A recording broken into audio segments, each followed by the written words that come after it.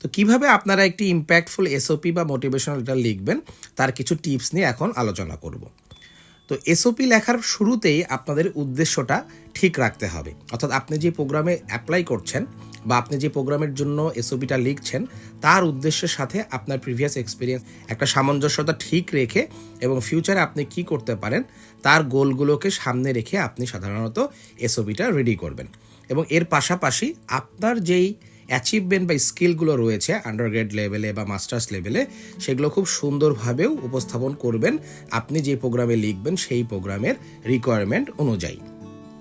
এটি খুব ইম্পর্টেন্ট যে আপনি যে স্কলারশিপে যাবেন সেখান থেকে আপনি কিভাবে বেনিফিটেড হবেন, এবং যদি আমি অন্যভাবেও বলি যে যারা আপনাকে স্কলারশিপ প্রোভাইড করবে তারা আপনার কাছ থেকে কি আশা করছে সেই জিনিসগুলো খুব সুন্দরভাবে মোটিভেশন লেটারে লেখার চেষ্টা করবেন। আর আমি সবসময় একটা জিনিস বলি, যারা আমাকে বলে যে এসওপি যখন আপনারা লিখবেন তখন সাধারণত গল্পের আকারে লিখবেন, কারণ কারো কাছ থেকে কপি পেস্ট করে আপনারা লিখলে যারা স্ক্রিনিং কমিটিতে বসে তারা আসলে অনেক এসওপি বা মোটিভেশনাল লেটার দেখে দেখে অভ্যস্ত।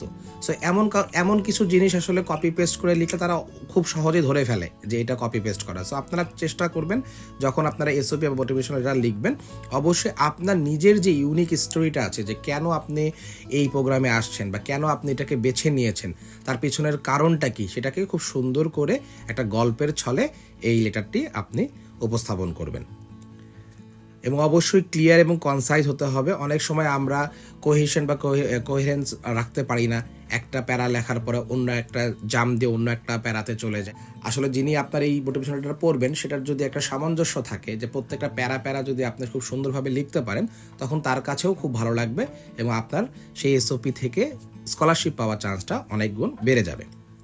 আর প্রুফ রিড খুবই ইম্পর্টেন্ট। আমরা সাধারণত এসওপি লিখতে ভাবি যে 1 থেকে 2 পেজের একটা লেটার, সো খুব তাড়াতাড়ি আমরা লিখে ফেলি। তো এটা আপনারা করবেন না। আপনারা চেষ্টা করবেন যে কিছুটা সময় দেওয়ার জন্য প্রয়োজনে একদিনে একটা করে প্যারা লিখবেন এবং সেটাকে বারবার প্রুফ রিড করবেন, বারবার চেক করবেন গ্রামাটিক্যালি আপনার কোনো ইরোর আছে কিনা এগুলো দেখবেন। এবং ফাইনালি যখন আপনি একটা এসওপি লিখে ফেলবেন অবশ্যই চেষ্টা করবেন 2 জন বা 3 জনকে যারা আপনার সিনিয়র আছেন বা যারা এই সম্পর্কে ধারণা রাখেন তাদেরকে সেন্ড করে একটা ক্রস চেক করে নেবেন। তো এখন আসি স্ট্রাকচার নিয়ে। আসলে এসওপি কিভাবে লিখতে হয় এর কোনো কনক্রিট আপনার ফরম্যাট নাই। তো আমি চেষ্টা করছি যে আপনাদেরকে কিছু একটা আউটলাইন দেওয়ার জন্য, যে যদি আপনারা এই সেকশনগুলো আপনাদের এসওপিতে রাখতে পারেন তাহলে আপনাদের যেই আবেদনটি করবেন সেটি ভালো একটি স্ক্রিনিং প্রসিডিওরের মাধ্যমে যাবে। তো আপনারা অবশ্যই চেষ্টা করবেন একটা ব্রিফলি ইন্ট্রোডাকশন দেওয়ার জন্য, যে আপনি কে এবং আপনি কেন সেই প্রোগ্রামগুলোতে অ্যাপ্লিকেশন করছেন, এবং তার পাশাপাশি আপনার ব্যাকগ্রাউন্ড এবং আপনার কি মোটিভেশন রয়েছে ওই প্রোগ্রামে অ্যাপ্লিকেশনের জন্য, সেগুলো আপনারা খুব সুন্দর এবং সাবলীল ভাষায় উপস্থাপন করবেন। এর পাশাপাশি একাডেমিক এবং প্রফেশনাল গোল কি আপনি এটি অবশ্যই মেনশন করবেন। যেমন আপনি প্রোগ্রাম যখন শেষ করবেন, সাপোজ আপনি বায়োটেকনোলজি আছেন, সো আপনি হয়তো বা লিখতে পারেন যে আমি মাস্টার্স করতে যাচ্ছি, সো মাস্টার্স শেষ করে আমি পিএইচডি করব, বা আমি পিএইচডি করলে আপনি বলতে পারেন আমি পোস্টডক করব, বা আমি একাডেমিশিয়ান হব, বা আমি গবেষক হতে চাই। তো এরকম একটা প্রফেশনাল গোল অবশ্যই সেট করে দিবেন আপনার এসওপিতে। এবং অবশ্যই আপনার যে স্কলারশিপ রয়েছে তার সাথে অ্যালাইন থাকতে হবে, অর্থাৎ যেই প্রোগ্রামে আপনি লিখবেন তার সঙ্গে যেন আপনার অবশ্যই সামঞ্জস্যপূর্ণ ইনফরমেশনগুলো যায়। যদি দেখা গেল যে আপনি যেই প্রোগ্রামে লিখছেন তার সাথে আপনার মোটিভেশন লেটারটা অনেক ভ্যারি করছে, তাহলে তারা আপনার এই মোটিভেশনাল লেটারটা হয়তো বা ভালোভাবে দেখবে না।